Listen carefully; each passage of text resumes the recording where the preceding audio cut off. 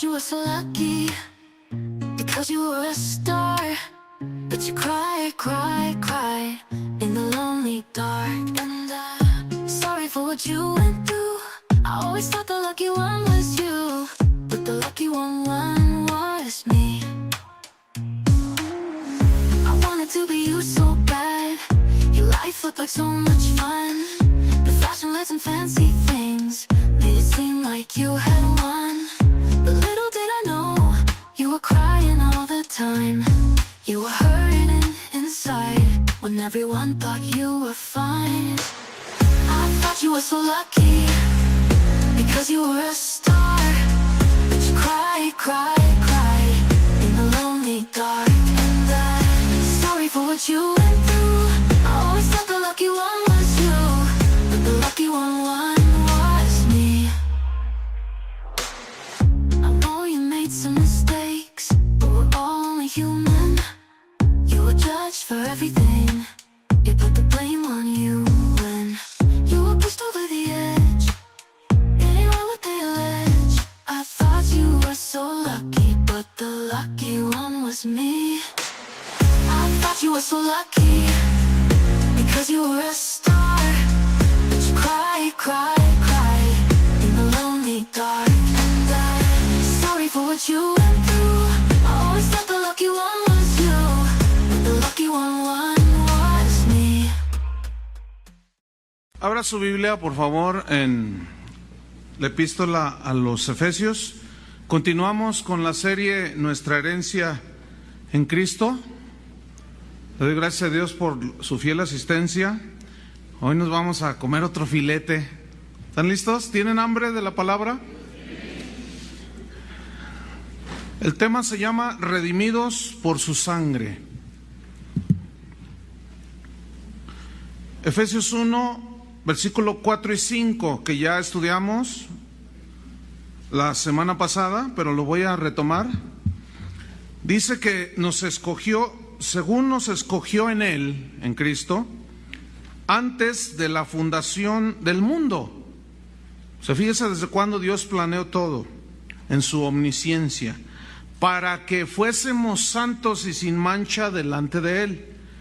Y nos escogió en amor, habiéndonos predestinado para ser adoptados hijos suyos por medio de Jesucristo, según el puro afecto de su voluntad. Ahora, ¿para qué nos predestinó y para qué nos hizo sus hijos y para qué nos escogió desde antes de la fundación del mundo? La respuesta está en el versículo número 6. Todo esto lo hizo ¿para qué? Para alabanza de la gloria de su gracia.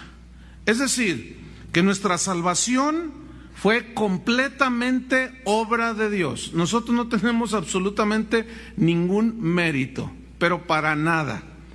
Todo fue planeado desde antes de la fundación del mundo, antes de que existiéramos. Ya Dios había planeado todo. Todo lo que somos es por gracia. Todo lo que tenemos es por gracia. Todo lo que vayamos a hacer, que nos salga bien, es por gracia. Si nos sale mal, la gracia de Dios nos sostiene y nos va a ayudar a arreglar las cosas. Entonces, esta es la razón. Por lo tanto, toda nuestra alabanza es para Él, para nadie más, absolutamente, porque Él es el que en el que se originó toda lo que es la salvación. Entonces en el versículo 6, estamos allí, de Efesios 1, todo esto lo hizo para alabanza de la gloria de su gracia. Pero luego viene en la segunda parte del versículo 6, con la cual, o sea, gracia. ¿Qué es gracia? Favor inmerecido, es un regalos de Dios que no merecemos, pero que Él nos regala por amor. Con la cual, la gracia, nos hizo, a todos los que hemos creído, nos hizo aceptos en el amado. Esta palabra aceptos en el amado es Cristo. Es decir, Dios nos aceptó a través de Jesucristo. Y esta palabra aceptos, charito del griego, significa investir con honor especial. Eso significa. ser aceptos. Es decir, que Dios a usted y a mí nos ve a través de Cristo, ¿sí? Y por su gracia, Él nos aceptó en Cristo y nos invistió de un honor especial. ¿Por qué nos invistió de un honor especial? Simple y sencillamente porque creímos en Jesús. Aceptamos su sacrificio, creímos que Él resucitó por nosotros. Versículo 7. Entonces, nos hizo aceptos, nos invistió de un honor especial al haber creído por gracia. Versículo 7. Nos hizo aceptos en quien, o sea, en el amado, tenemos redención. Repita redención, esta palabra. Redención por su sangre, el perdón de pecados. Esta palabra redención es una palabra no muy común dentro del idioma español. Solamente es un término que en la Biblia, redención viene del griego apolutrosis, que significa liberación. Entonces, fíjense, nos aceptó, nos invistió de un honor especial, nos otorgó gracia y nos dio redención, nos dio liberación. Pero esta liberación redención, apolutrosis, se refiere al pago por medio de un rescate. Y esta palabra se usaba en los tiempos bíblicos cuando en el mercado de esclavos se ponían a la venta los esclavos. Se calcula que en el tiempo de Jesús, los romanos, en todo el imperio, había un número aproximado a los 6 millones de esclavos. Entonces era una de las maneras de comerciar y de ganar dinero de los romanos. Entonces, cuando ellos iban al mercado de esclavos y usted quería comprar un esclavo, usted tenía que pagar un precio. Le extendían una carta de propiedad y usted podía hacer lo que quería con ese esclavo. Pero si usted quería comprar un esclavo y posteriormente darle la liberación, usted de todas maneras tenía que pagar un precio. Esto era en dinero, y después usted le extendía un certificado de libertad. Entonces, cuando dice aquí que Él en quien tenemos redención, es decir, que Él pagó nuestro rescate, nos dio, por decirlo así, un certificado de libertad. Y la pregunta aquí es, ¿con qué pagó? ¿Con dinero? No, con su sangre. Según Primera de Pedro capítulo 1, deje una señal ahí en Efesios. Primera de Pedro capítulo 1, en el versículo 18, dice: sabiendo que fuisteis rescatados, ahí está, rescatados, ¿sí? Libertados de vuestra vana manera de vivir. Estábamos esclavizados al pecado, la cual recibisteis de vuestros padres, pero no con cosas corruptibles como oro o plata, sino, ¿cuál fue el precio? Sino con la sangre preciosa de Cristo, como de un cordero sin mancha y sin contaminación. Esta frase, sin mancha y sin contaminación, se refiere a la pureza de su sangre. Pero viene otra pregunta: ¿de qué nos libró? ¿De qué nos rescató? ¿Para qué Él pagó un precio con su sangre? Nos liberó de la esclavitud del pecado. Según Juan capítulo 8 versículo 34, dijo Jesús: todo aquel que hace pecado, esclavo es del pecado. Y ahí estábamos nosotros en la vitrina de la venta de esclavos. Y dice Juan 8:36, así que si el Hijo, Jesús, os libertare, seréis verdaderamente libres. ¿Libres de qué? De la esclavitud del pecado. Es pues la redención, el pago del rescate, es el acto por el cual Dios mismo pagó el precio del pecado con su muerte, para obtener entonces nuestro rescate.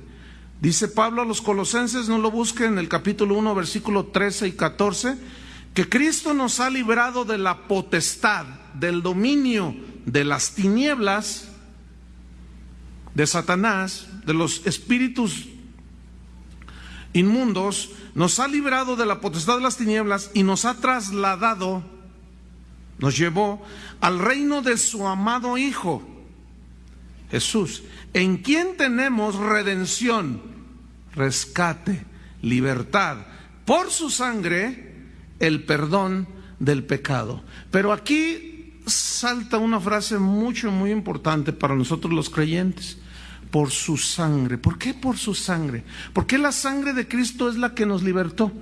Porque es en la sangre donde se transmiten todos cuando se va a formar un nuevo ser, se transmiten todos los genes que van a caracterizar a la persona que van a ser, al bebé, que va a traer todos los rasgos físicos, intelectuales, de todos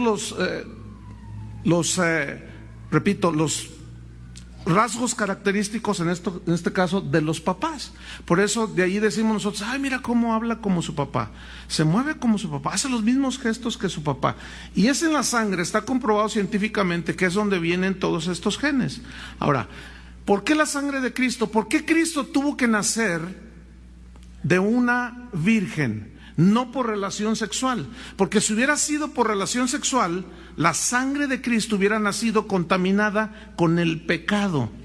Por eso tuvo que ser un nacimiento sobrenatural. Es decir, Dios mismo puso su semilla en el vientre de María y el santo ser que nació se llamó Jesús. Por eso su sangre, él no tenía la naturaleza pecadora que nosotros heredamos de nuestros padres. Por eso es que desde el Antiguo Testamento, recordemos la figura del cordero inocente que era sacrificado. Tenía que ser inocente, sin mancha, sin culpa. Y esto tipificaba y hablaba de Cristo. Ahí la importancia de que el pago haya sido con la misma sangre de Cristo, pero para fin de que la sangre fuera derramada tenía que haber sido muerto, porque la paga del pecado es muerte. Y la justicia de Dios demandaba que todo el que peca merece la muerte.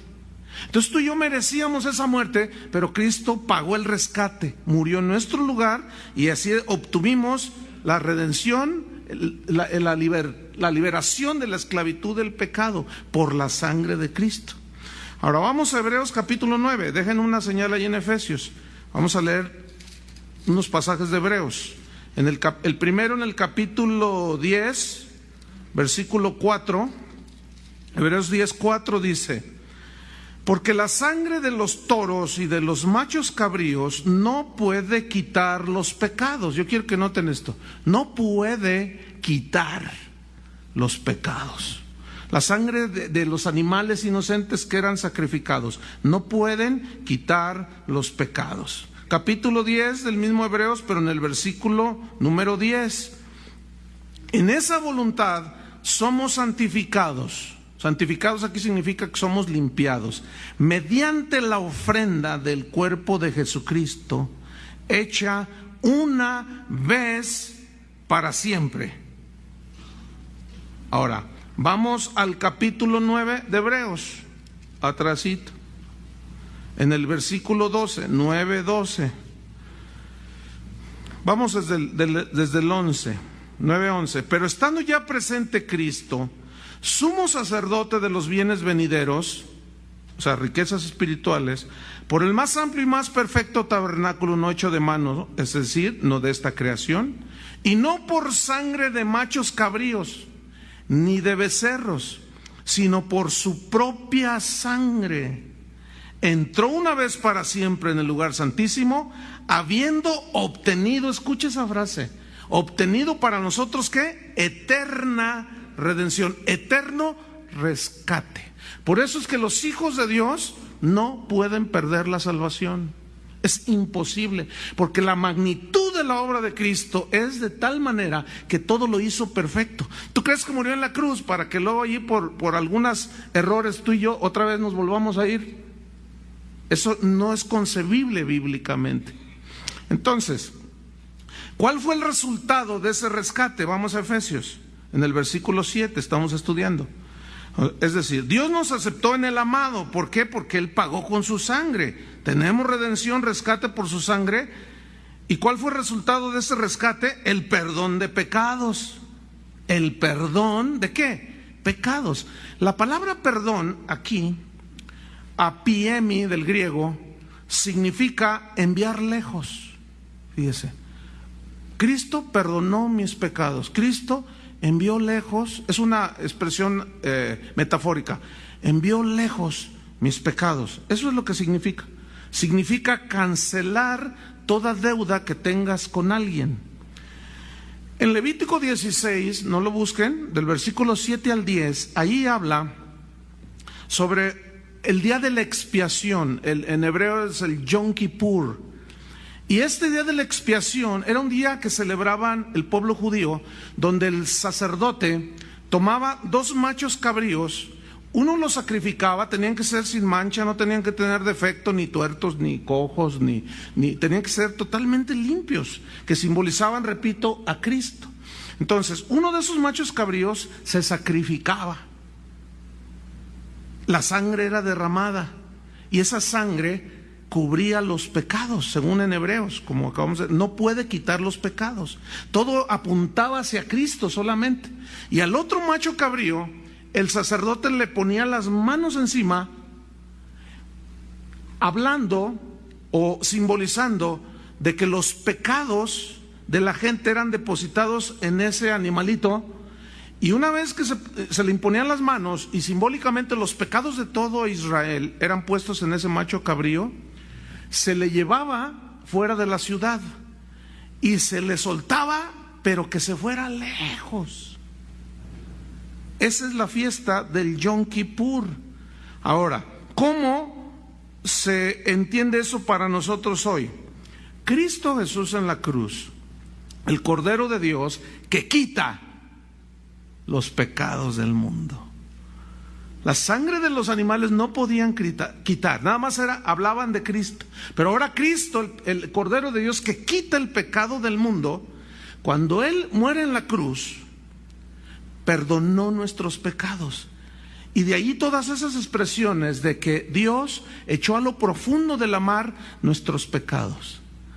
Es una metáfora que habla de que los olvidó, los mandó lejos, lejos, lejos, donde nadie más se acordara de ellos. Él ya no se acordará, es una promesa de Él, ya no me acordaré de vuestros pecados, de vuestros delitos y de vuestras transgresiones. Porque la sangre de Cristo quitó, borró todo, ya no hay nada. Entonces cuando alguien acusa a Satanás o algo, Dios te ve a ti, Dios ve al cristiano a través de la sangre de Cristo. Y lo ve puro y sin mancha, según la Biblia. ¿Cómo te ve Dios? Puro y sin mancha.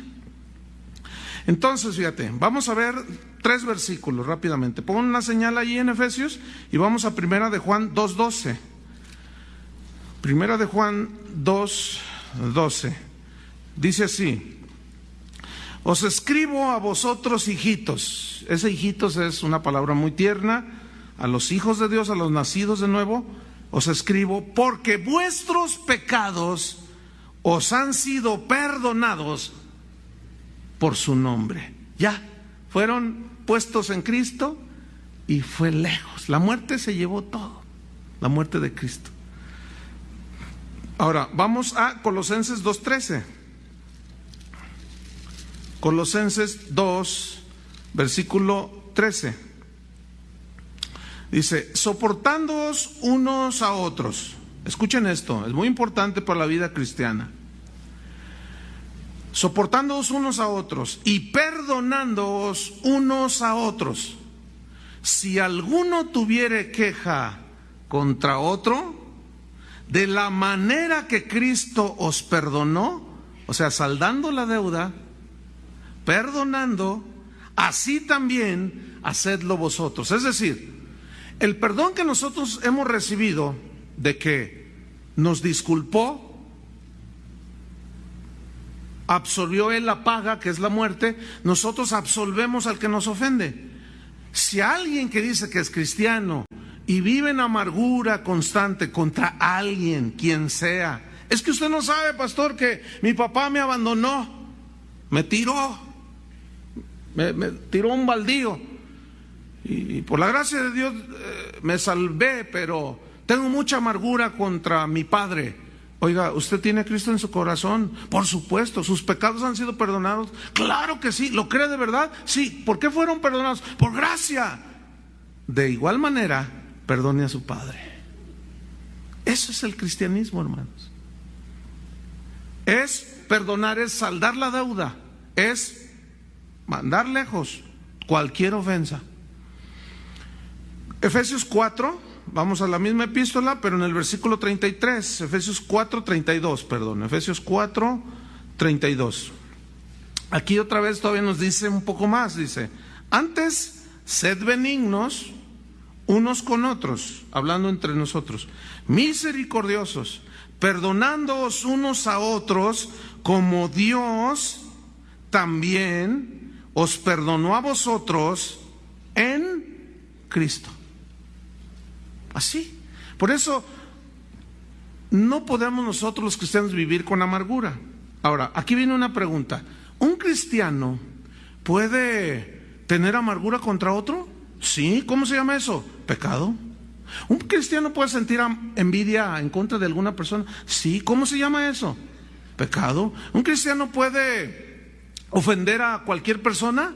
Sí. ¿Cómo se llama eso? Pecado. Ahora, los cristianos, delante de Dios, Él nos ve, repito, a través de la sangre de Cristo, y nos ve sin mancha, santos. Eso es lo que dice la Biblia. Pero nuestra realidad actual, en tanto que Él venga, un cristiano cuando peca necesita confesar su pecado para estar limpio y volver a la comunión con Dios, porque nosotros los cristianos, cuando pecamos, cuando fallamos, no perdemos la salvación, perdemos la comunión con Dios. Pero cuando perdemos la comunión y confesamos nuestros pecados, escuche bien, los cristianos no recibimos el perdón de la redención, porque esa se recibe una sola vez para siempre. No sé si me expliqué. Si no, vuelvo a escuchar esto, porque es simple, sencillo, pero es muy profundo. Es decir, yo peco, cometo un pecado, pierdo mi comunión con Dios. Entonces, ¿qué tengo que hacer? Hijitos, estas cosas les escribo para que no pequéis, primera de Juan. Mas si alguno hubiere pecado, tenemos un abogado para con el Padre, Jesucristo. Si confesamos nuestros pecados, Él es fiel y justo para perdonarnos y limpiarnos de toda maldad. ¿Qué recibimos? El perdón de la redención que recibimos cuando nacimos de nuevo, o simplemente su sangre nos limpia. Su sangre nos limpia, es diferente. En Juan, en el Evangelio de San Juan, capítulo 13, versículo 10, Jesús está lavando los pies a los discípulos. Pedro no quiere que Jesús le lave, y Jesús le dice en el versículo 13, capítulo 13, versículo 10, el que está lavado, dice, ya vosotros estáis limpios por la palabra que yo les he hablado, les dijo.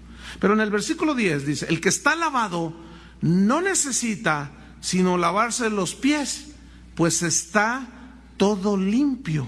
¿Cómo está un cristiano? Todo limpio. Pero necesita lavarse los pies, las manos o lo que ensuciamos cuando pecamos. ¿Estamos? Ahora, la palabra que Jesús usó, el que está lavado, esa palabra lavado significa en el griego, logúo es la palabra, significa bañado totalmente, limpio totalmente. Entonces dice, el que está limpio, bañado totalmente, ya por la sangre de Cristo, por medio de la fe, por gracia, no necesita volverse a bañar todo, porque está limpio, sino necesita lavarse los pies, puesto que todo está limpio, dijo. Y aquí la palabra lavarse es distinta a lavado. Aquí la palabra lavarse es nipto, que significa limpiar las manos, literalmente, lavarse las manos, lavarse los pies o la cabeza. Y las manos, los pies y la cabeza Con los pies corren al mal. Con las manos podemos hacer cosas que no se debe. Y en la cabeza es donde está nuestro pensamiento, nuestra voluntad, nuestro raciocinio, y es donde pecamos de pensamiento, palabra, omisión, de obra, con las manos, con los ojos. ¿Están entendiendo? Entonces, estamos limpios bíblicamente, desde el punto de perspectiva de Dios, estamos limpios y sin mancha, pero nos ensuciamos. Pero como estamos limpios, no volvemos a bañarnos. Es como un ejemplo que les puse en alguna ocasión. Tú te bañas y estás todo limpio, pero luego pasa el camión que recoge la basura ahí en tu barrio. Entonces tú tomas la bolsa de basura y la llevas y te vuelves a bañar todo. No, porque estás limpio, te lavas las manos solamente. Eso es lo que Jesús dijo aquí. En Juan 13, versículo 10, en el mismo versículo dijo, y vosotros estáis limpios. Y aquí limpios es otra palabra distinta a louo y a nipto. Es una palabra katsaros del griego que significa puros. Fíjate qué tremendo. ¿Cómo estamos? Puros. Significa sin contaminación.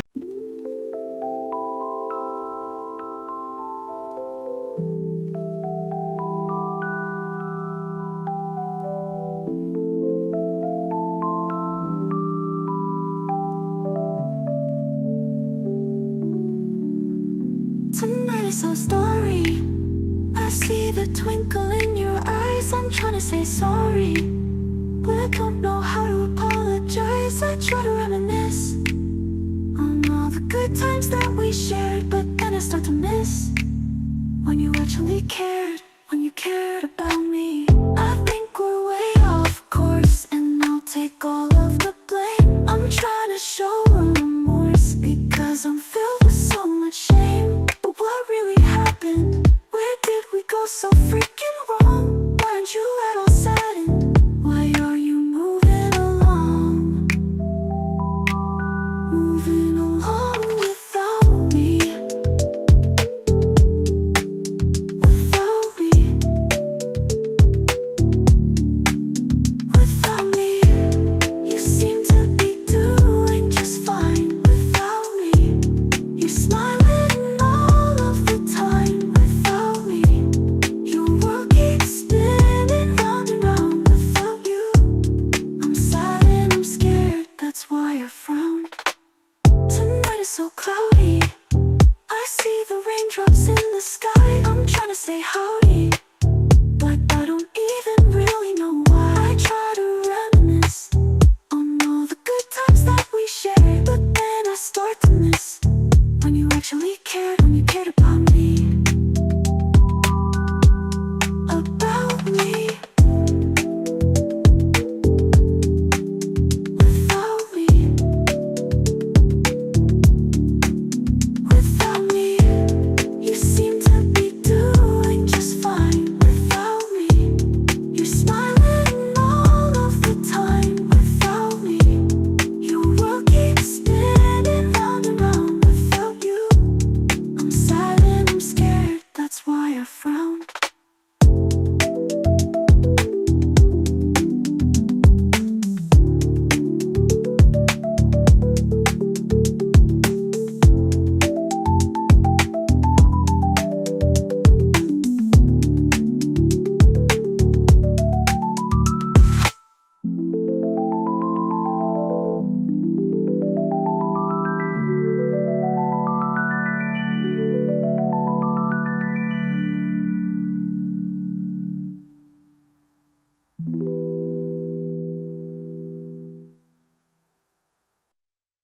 Para la riqueza que tiene, pero si ese millonario te da 10 millones de dólares, él te dio según las riquezas que él posee.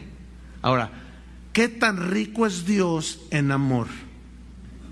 ¿Qué tan rico es Dios en gracia? ¿Qué tan rico es Dios en poder y en misericordia? ¿Qué tan rico es? Escuchen bien. Él nos dio a cada uno de nosotros según las riquezas de su gracia. Qué tremendo es esto. Eso nos dio Dios, casi nada, según las riquezas de su gracia. Eso significa abundante perdón, abundante gracia, abundante misericordia, todo, porque es un Dios abundante. A eso se refirió Cristo cuando dijo: yo he venido para que tengan vida y vida en abundancia. Eso se refería no a tener muchos carros ni muchas casas, como algunos que medran falsificando la palabra de Dios y dándole otra interpretación. Nada que ver, hermanos, para nada. Entonces, Dios nos perdonó según las riquezas de su gracia. Fíjate, perdón según las riquezas de su gracia. Por eso olvidó todas nuestras transgresiones. Es tan abundante el perdón que no se acuerda más. Y cuando el acusador de los cristianos, que es Satanás, viene: no, mira que el Señor te mira no como culpable, porque ya pagó Cristo por nosotros, y te mira a través de Cristo. Y Satanás puede decir: sí, pero mira lo que hizo ayer. Y el Señor dice: ¿qué? ¿Qué hizo? Yo no veo nada. ¿Por qué? Porque su sangre sigue aplicándose a nosotros. Ya estamos limpios. A veces nos ensuciamos, por eso tenemos que confesar, porque repito, el pecado corta la comunión con Dios, pero no nos pierde la salvación, y la recuperamos cuando confesamos nuestros pecados y otra vez estamos en comunión con Cristo. Por eso, a eso se refería Pablo cuando dijo: ¿quién nos separará del amor de Dios? ¿Quién? Esa palabra, ¿quién nos separará?, significa que es literalmente imposible que nada nos aparte del superabundante perdón que Él nos dio. No hay nada que rebase el perdón de Dios. No hay nada que rebase la misericordia de Dios. Por eso dice que nos perdonó según las riquezas de su gracia. No hay pecado, pues, que rebase la grandeza de su perdón. No hay. Algunos cristianos preguntan: oiga, pastor, ¿y el pecado imperdonable? Ese no lo cometen los cristianos. Es imposible. No puede un cristiano que tiene el Espíritu Santo blasfemar contra el Espíritu Santo. Eso es imposible, porque por naturaleza es imposible. Como así por naturaleza el hombre es pecador, así el que es nacido de nuevo por naturaleza es imposible que blasfeme contra su Señor, porque nadie puede llamar a Jesús Señor sino por el Espíritu. Entonces Dios no puede maldecirse a sí mismo, que está dentro de nosotros. Eso es imposible. Los que cometen el pecado imperdonable de la blasfemia contra el Espíritu Santo son los que resisten continuamente al Espíritu Santo, y llega tanto a blasfemar al mismo Espíritu que ya no hay remedio para ellos. Ese es el pecado imperdonable. Pero los cristianos no cometen ese pecado. Oiga, pero yo conocí a uno que yo lo oí blasfemar con mis propios oídos y yo lo vi todo lo que dijo. Blasfemó contra el Espíritu Santo. Es que nunca fue cristiano. ¿Están entendiendo? De otra manera, 7 veces cae el justo y vuelve a levantarse. Entonces, versículo 8: en quien tenemos redención, el perdón de pecados según las riquezas de su gracia. Versículo 8. Estas riquezas esta gracia según sus riquezas, ¿sí? Fíjate. ¿Las hizo qué? No, ya se pasó el Señor. O sea, en otras palabras, no te mediste, Señor. No solo fue un perdón así, no, fue un super mega recontra perdón, por decirlo de una manera. Fíjate, todo eso lo hizo, ¿qué? Sobreabundar para con nosotros. ¿Quiénes son nosotros aquí? Los creyentes, los cristianos. Ahora fíjate, lo hizo sobreabundar, es decir, rebasó cualquier medida de perdón, de gracia, de amor para con nosotros. Pero luego dice: en toda, ¿qué? Sabiduría e inteligencia. Así fue, en toda sabiduría e inteligencia. Dice la Biblia que Cristo es poder de Dios, sabiduría de Dios. Cristo tuvo a bien, Dios el Padre tuvo a bien que por medio de Cristo tuviésemos la salvación. Pero para los que se pierden, esto es locura.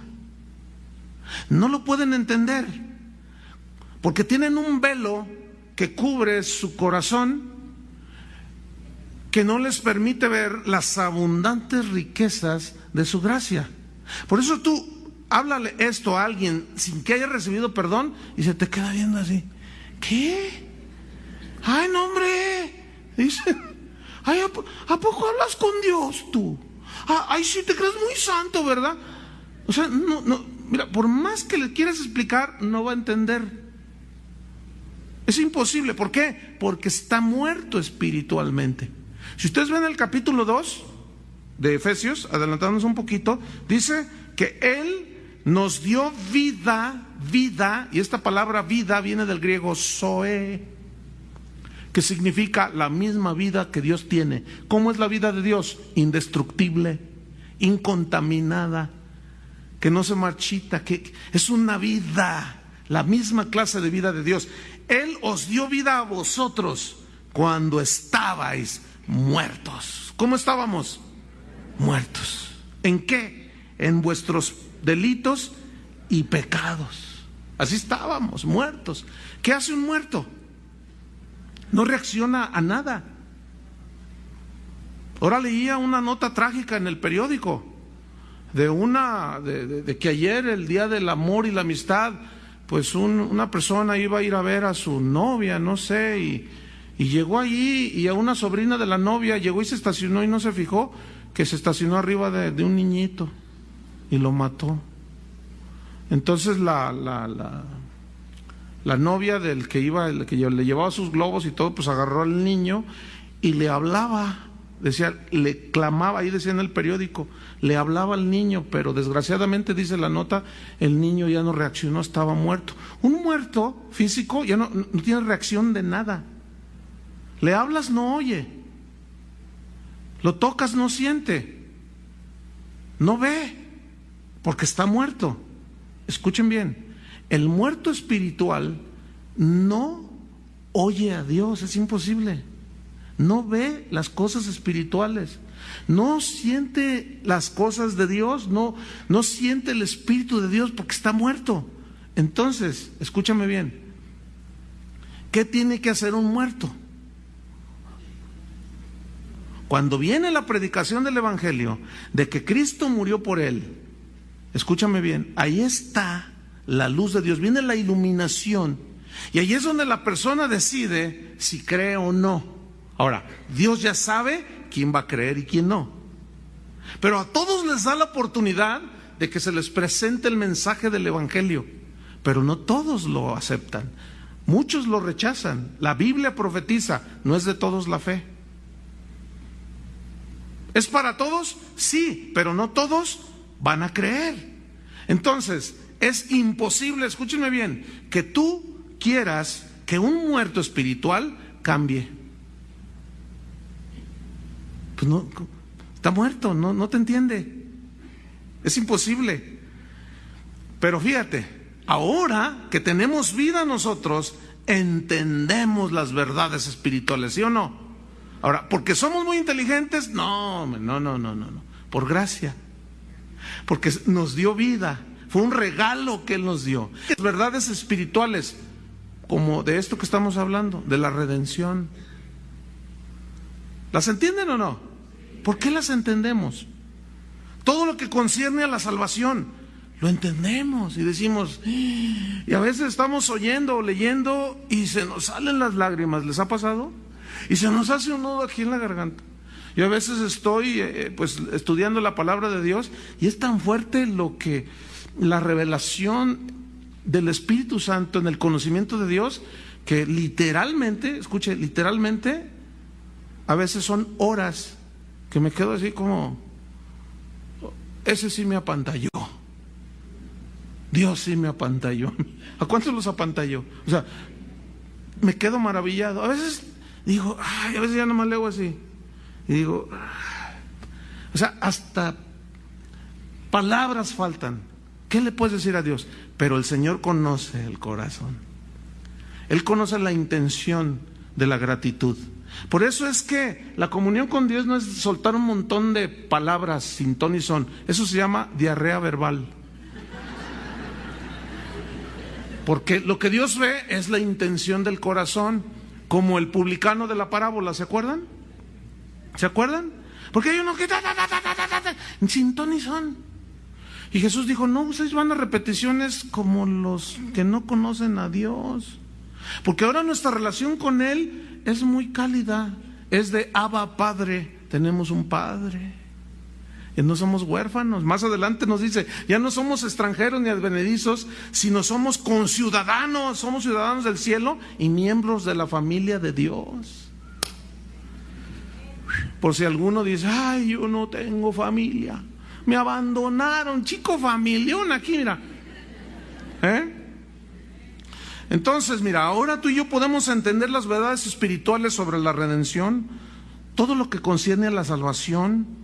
Nos dio inteligencia espiritual. ¿Se acuerdan que Pablo, en el mismo Efesios, en el versículo,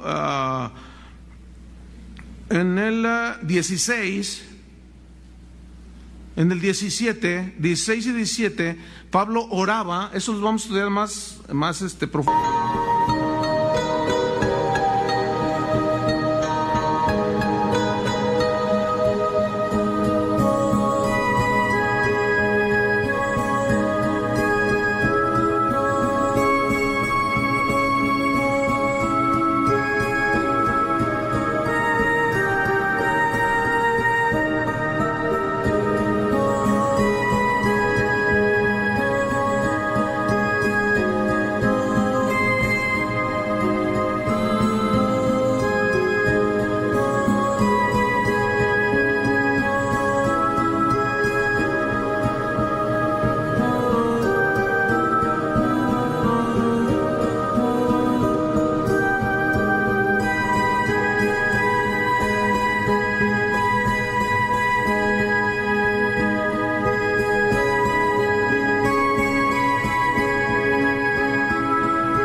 En posteriores enseñanzas, dice Pablo, no ceso de dar gracias por vosotros, haciendo de memoria de vosotros en mis oraciones. O sea, intercedía por los efesios, para que el Dios de nuestro Señor Jesucristo, el Padre de gloria, escuchen, os dé, ¿qué? Espíritu de sabiduría y de revelación en el conocimiento de Él.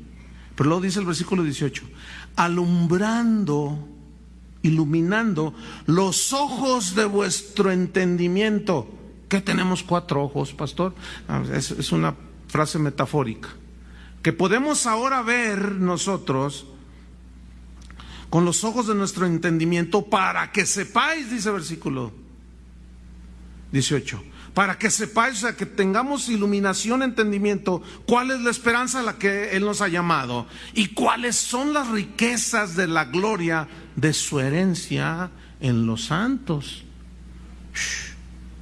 Eso lo vamos a estudiar después y vamos a gozarnos en la palabra de Dios. ¿Se están gozando? Fíjense, 1 Corintios, capítulo 2. Primera carta a los Corintios, en el capítulo 2. ¡Wow! Esto sí me apantalló. 1 Corintios 2, versículo 6. Vamos desde el 4. 1 Corintios 2, 4. ¿Listos? Y ni mi palabra ni mi predicación, dice Pablo, fue con palabras persuasivas o manipuladoras de humana sabiduría, sino con demostración del Espíritu. Es decir, el Evangelio es poderoso y había demostración del Espíritu, porque a la predicación del Evangelio la gente se convertía. Pero también había poder y había sanidades, maravillas, milagros. Pero primero, y estas seguían a la predicación de la palabra.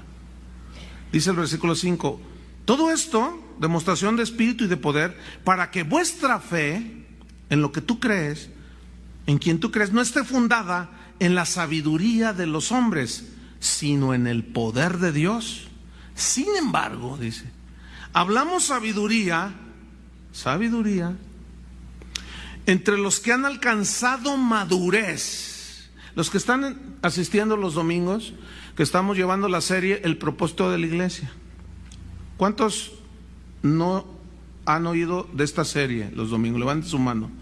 Híjole, pues hay un montón de gente. Bueno, les sugerimos que escuchen esta serie. ¿O por qué no están viniendo el día del Señor? Más bien sería la pregunta, ¿verdad? Donde estamos viendo todo esto y estamos estudiando precisamente que Dios puso, uno de los propósitos de la iglesia es para que maduremos por medio de los ministerios que Dios puso, profetas, apóstoles, profetas, evangelistas, pastores y maestros, porque estos son los que perfeccionan a los santos, maduran, capacitan, enseñan, instruyen, hasta que lleguemos a la unidad de la fe, creciendo en el Señor, hacia la madurez. Entonces fíjate lo que dice aquí Pablo. Sin embargo, hablamos sabiduría entre los que han alcanzado madurez, porque el que no ha madurado, pues a los hebreos Pablo los regañó. O el escritor es que no se sabe con certeza quién escribió la carta a los hebreos. Muchos, casi la mayoría de los teólogos concuerdan que fue San Pablo. Por eso no está firmada la carta, pues. Todos casi apuntan a que fue Pablo. Vamos a establecer o a creer que fue Pablo, pero pudo haber sido, algunos dicen que Apolos, inclusive hay quien dice que fue escrito por Priscila. Pero en fin, no, eso lo dejamos hacia un lado. Pero allí el escritor a los hebreos dice, ¿cómo es posible que debiendo ustedes de ser ya maestros, todavía se les tenga que enseñar como si fueran niños? A los mismos corintios, en el capítulo 3, si pones tus ojos ahí, fíjate lo que les dijo. De manera, hermanos, que yo, hermanos, no puedo hablarles como espirituales, sino como a carnales, como a niños en Cristo. Os di a beber leche y no vianda porque no erais capaces, ni sois capaces todavía, porque aún sois carnales. ¿Qué significa? Que están más metidos, aunque son nacidos de nuevo ya, pero no buscan las cosas de arriba donde está Cristo sentado a la diestra, sino están todavía acá con los ojos aquí en la tierra, siguiendo la corriente todavía de este mundo. Y Pablo dice, no. Por eso él rogaba que Dios nos diera revelación, espíritu de sabiduría y de conocimiento de Él, para que sepamos lo que nos ha dado. Entonces, una vez que nosotros sabemos, eso nos alimenta. ¿Esto les está alimentando? Eso nos alimenta y nos hace madurar, hermanos. Porque tú pisas sobre esta tierra como peregrino y extranjero, sabiendo que nuestra ciudadanía está en los cielos, de donde esperamos a nuestro Señor Jesucristo. Y debo decirles una buena noticia: hoy está más cerca su regreso que ayer, y mañana estará más cerca, y cada vez nos acercamos más y más y más. Pero al entender esto, vamos otra vez allí en 1 Corintios 2. Sin embargo, versículo 6, hablamos sabiduría entre los que han alcanzado madurez, y sabiduría no de este siglo. Aquí significa no de este mundo, ni de los príncipes de este siglo. No se refiere a una centuria de años, a 100 años, no. Aquí siglo es mundo, otra vez.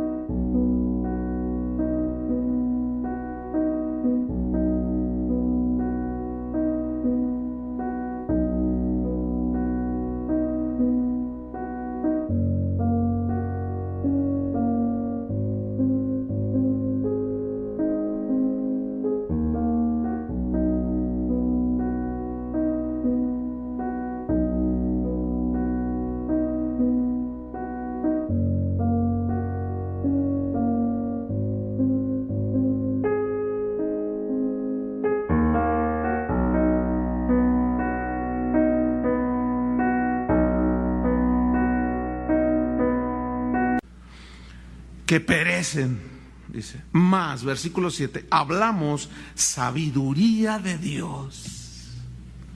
en misterio. Esta palabra, misterio, es una palabra griega musterión, que significa secreto. Hablamos sabiduría de Dios en secreto. ¿Por qué en secreto? Fíjate, dice, la sabiduría ¿qué? Oculta. ¿Oculta para quiénes? Para los muertos. Dice, la cual, sabiduría en misterio, Dios, aleluya, ¿qué hizo? Predestinó antes de los siglos para nuestra gloria. La que ninguno de los príncipes de este siglo conoció. Versículo 8. Porque si la hubieran conocido, nunca habrían crucificado al Señor de gloria. Antes bien, como está escrito, cosas que ojo no vio, ni oído oyó, ni han subido en corazón de hombre, son las que Dios ha preparado para los que le aman. Mira, recibí un correo de alguien de aquí y decía, pastor, Dios me ha enriquecido, me ha bendecido tanto. Dice, yo quiero decirle una cosa, pastor. Usted nos enseña, nos habla, nos predica la palabra de Dios, pero quiero decirle que Dios me ha bendecido mucho más de lo que usted ha enseñado. Eso yo lo entiendo, lo sé, porque mientras yo hablo esto, Dios a cada uno le está repartiendo, le está dando, le está fortaleciendo, lo está edificando, lo está haciendo crecer, lo está haciendo cada vez más a la imagen de Jesús. Eso es tremendo, hermanos. Ese es el mayor milagro que puede ser, que una persona cada vez sea como Cristo. Entonces dice, estas cosas son las que Dios ha preparado para los que le aman. Ahora, ¿quiénes son los que le aman? Los que recibieron la abundante riqueza de su gracia, el perdón, la redención según las riquezas de su gracia, que sobreabundó en nosotros. Por eso dice el versículo 10, que estas cosas, pero Dios nos las reveló a nosotros. No porque seamos iluminados, nosotros no somos ningunos iluminados ahí raros.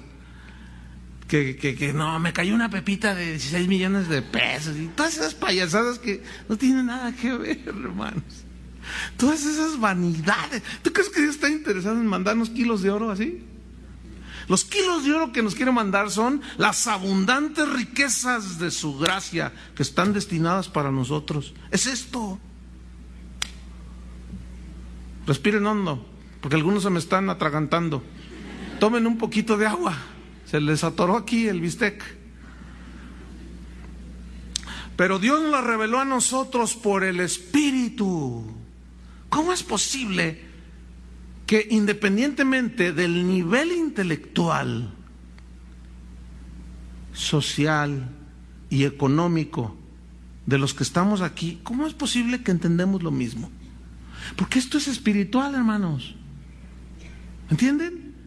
Y Dios nos lo reveló por el Espíritu, porque el Espíritu todo lo escudriña, aún lo profundo de Dios. O sea, el Espíritu Santo mismo es uno con Dios, Dios Padre, Dios Hijo, Dios Espíritu Santo. Y ese mismo Espíritu, ¿dónde mora?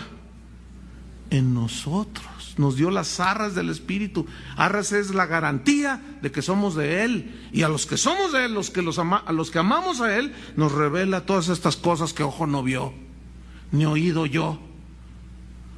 Estas son las riquezas, hermano. Mira, estas te las llevas en tu corazón, ¿verdad? Y cuando